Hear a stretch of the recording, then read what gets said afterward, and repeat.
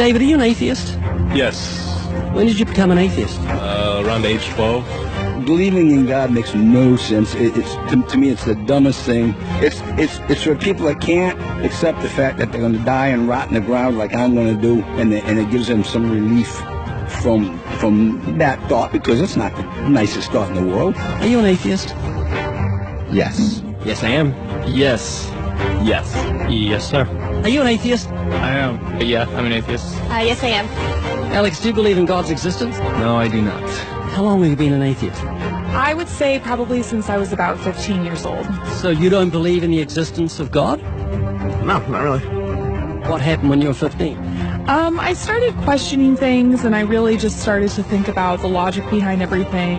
For the most part, we are not shown the evidence for there being a higher power. If we were, I almost guarantee that almost every atheist would immediately agree to there being a higher power. Are you atheist? Yes, yes. Why? Well, I just haven't seen enough evidence, I suppose. I grew up in a Christian family, and just over the few years during high school and as I grew up, I just realized that there wasn't a lot of evidence to support that belief system. Are you open to evidence? I think I am open to evidence. It just would have to be extraordinarily compelling, like out of this world compelling. If you could be given evidence, reasonable evidence, would you listen to it? Yeah, I would. You're someone who has no faith or no belief in a higher power or a creator, but if you were shown evidence, you would change your mind because you're open. Absolutely. Flick through the pages of the book I just put on your lap, look at the color pictures, and I'll ask you a question.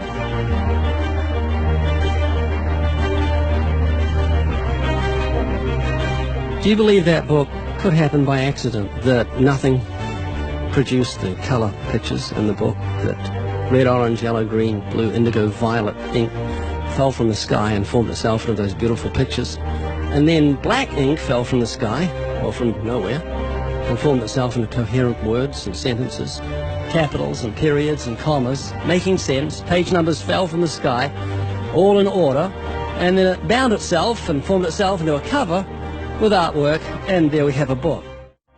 Obviously, intelligent design designed the book. Wouldn't that be correct? Yeah. Can you see where I'm going with this? Yeah. Tell me, what is DNA? What is it? Deoxyribonucleic acid. And it's what makes up our bodies and our cells and everything that makes us who we are. DNA is like our biological code, kind of like binary zeros and ones. Information about us, who we are, what makes us, parts of us, how we look, how we're built, everything like that. Your genes instructed your cells how to make your eyes and what color your eyes should be, and your hair, and your height and your personality. Scientists call it the instruction book for life. Basically. Everything that you are or ever will be made of starts as a tiny book of instructions found in each and every cell. Every time your body wants to make something, it goes back to the instruction book, looks it up, and puts it together. The book of you would have 46 chapters, one for each chromosome. Each of our book's 46 chapters is between 48 and 250 million letters long. That's 3.2 billion letters total. This is the secret language of DNA. This is the book of life. Instruction book for life. Yes. Instruction book for life. Yes.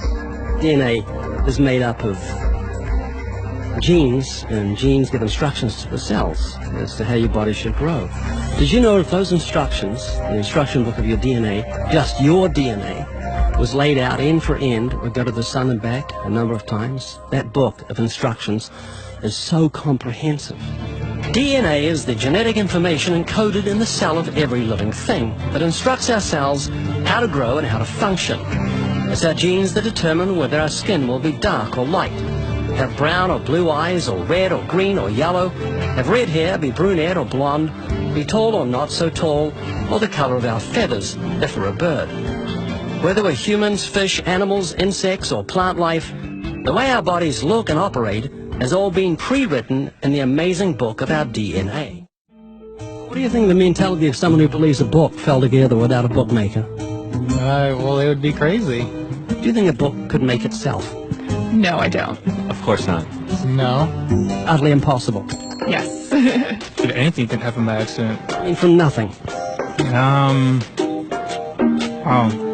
Couldn't happen, could it? I don't think so. It'd be impossible. It would be like saying an explosion caused everything that makes a 747 airplane to all just come together by accident without some intelligent thought behind it. That's a good point. Do you believe DNA happened by accident? No, I think that it developed over the course of many, many millennia of evolution and development. DNA exists in every living thing. Its origins don't matter. The fact that there is intelligent information tells us there must be an intelligent designer. Is this making you think? It is, and I do think about it from time to time. It's just, yeah, it's complicated, definitely. Well, DNA's complicated, but the point I'm trying to make is very simple. Book designer, bookmaker, DNA, intelligent designer. God. Does that make sense? Yes. You're an atheist? I am. What would you think of the mentality of someone who thought a physical book could make itself? I think they'd be silly. Of course it can't make itself. What would you think of the mentality of someone who believed the instruction book for life, DNA, made itself? Well, I think it'd be silly as well. It would need investigation. That's atheism. Absolutely. And what would you think of the intelligence of someone who believed the instruction book for life made itself? Low intelligence level. DNA happened by accident? Probably not too smart. DNA couldn't make itself. It's impossible. Does that make sense? Yes. Is this making you think? Yes. And what would you think of the person who believed that DNA, the instruction book for life, happened by accident? We're not just talking about human beings, we're talking about every form of life. Fleas, cats, dogs, elephants, cows, horses, trees, plants, everything has DNA, the instruction book for life. Which makes the book in your hand just seem feeble compared to the infinite intelligence that must have put the instruction book for life together. Do you see what I'm saying? Yeah. Do you believe DNA happened by accident? I believe it could. Explain it to me, how a program could make itself out of nothing on how to make a human eye, giraffe size, elephant size, cats, dogs, puppies, flowers, birds, trees. Every living thing has DNA that's so complex, it's mind-boggling. It must have been a genius beyond any human reasoning that put it together. And to say it happened by chance is infinitely sillier than saying a physical book happened by chance. All I'm doing is reasoning with you. I'm not arguing. I don't want to win an argument. I'm just saying I want you to concede something that's absolute common sense. You're an atheist, so you believe the scientific impossibility that nothing created everything. I mean, it can't be nothing. We all have to start from some point. I wouldn't say nothing created it. There had to be something there in the beginning. You like Richard Dawkins, don't you? Well, I mean, you know, yeah, I like him. You believe nothing created everything, a scientific impossibility, which is what he believes? You don't believe in a creator of all things? If he says that, I think it's a very strange thing to say. Well, he says it. It's insane. Nothing can't create anything because it's nothing. There has to be something in the beginning. Nowhere in our history of human reality has something kind of just appeared out of nowhere. Do you believe that nothing created everything? No, because nothing can perform actions. That makes no sense. It's the default position. If you're saying nothing created everything, then you're agreeing with Richard Dawkins. You're mischaracterizing Richard Dawkins. Because Richard Dawkins, I'm sure he didn't say that. That seems ridiculous. Professor Richard Dawkins, arguably the world's most high-profile atheist, believes that in the beginning there was nothing, and that nothing created everything. As he attempts to justify this belief, admitting that it defies common sense, the learned professor calls nothing something. Watch the reaction of his audience.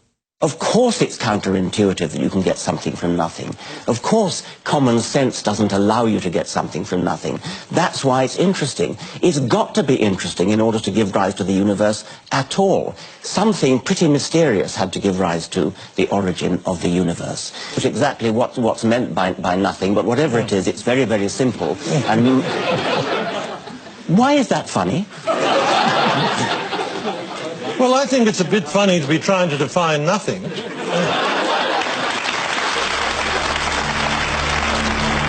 Richard Dawkins, I'm sure he didn't say that. That seems ridiculous. The audience reaction confused the normally eloquent professor, because he's not used to being the object of laughter. What he didn't realize was he was talking to people who were endowed by their creator with the virtue of common sense. This was just another case where the emperor has no clothes. Someone should tell this man who has deceived millions, "You're talking foolishness."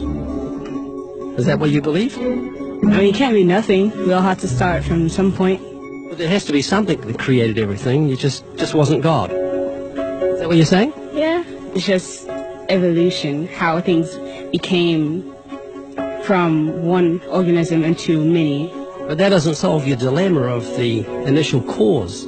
There has to be an initial cause. If there was a big bang in space that from there issued cats and dogs and horses and cows, the sun, the moon, the stars, the seasons, and all this marvel of creation came from a big explosion, what caused the explosion, and where do the materials come from the explosion, and why is there such incredible order from the explosion? Every explosion I've heard of creates chaos, not order.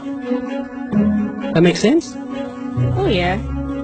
This is what you're looking for if you were looking for truth. This is your information that you need to say, oh, that's logical. How could all this design from the atom to the universe, an incredible order, just happen by accident? Because an atheist actually believes nothing created everything, which is scientifically impossible. I'm trying to say, Haley, I just want you to think. You're not just a blob of nothing, but it came from an explosion that created order, which is against nature. That means that you've got purpose and meaning in the universe. So it's not altogether bad news.